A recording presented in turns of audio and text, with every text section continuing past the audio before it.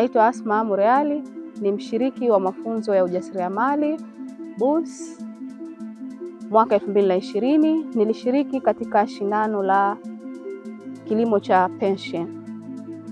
Baada ya kumaliza shindano hili, niliendeleza na biashara ya pension, lakini kwa bahati mbaya kuna changamoto zilinipata, kama changamoto ya ardhi kuwa kavu, maji kutosheleza shambani, pia na ardhi kuwa na mchwa mwingi ambayo ilisababisha yale majiti kuliwa na mchwa. Lakini baada ya kutoka katika kilimo hicho, nikaingia katika kilimo kingine cha pilipili ambazo ni hizi hapa. Lakini katika kilimo cha pilipili naona sasa hivi manufaa zaidi. Lakini kutokana na hizi changamoto, kama changamoto ya ukavu wa ardhi, nikatafuta mbinu mbadala ambayo nimeendeleza katika kujenga mabanda ya ng'ombe ili kupata mbolea na kutilia shambani ili kuendeleza kilimo. Pia kutafuta majani, mfano makapi ya miwa, na kuweka katika ardhi ili kuendeleza unyevunyevu ndani ya ardhi ili kuendeleza na hichi kilimo changu.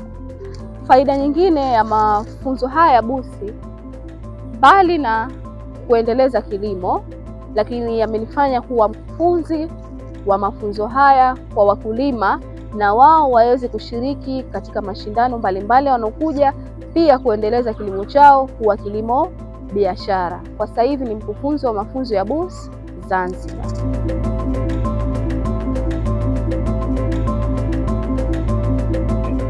Naitwa Pili Kashinji Ali, nakaa Shea Mahonda. Ni mshindi wa kwanza mwaka 2024. Nilikuja na wazo la usalifu wa unga wa viazi lishe. Baada ya kupata ushindi huo, pia nikapata tena fursa, wazo jingine tena, nikazaa wazo jingine, nikaanzisha usalifu wa mahindi na dona. Nimepata mafanikio makubwa sana baada ya kuanzisha mali hiyo yote.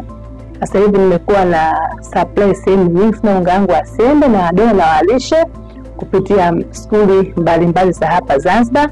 Kwa hapa sasa hivi na skuli karibuni 50 na supply unga wangu wa lishe na dona na sembe.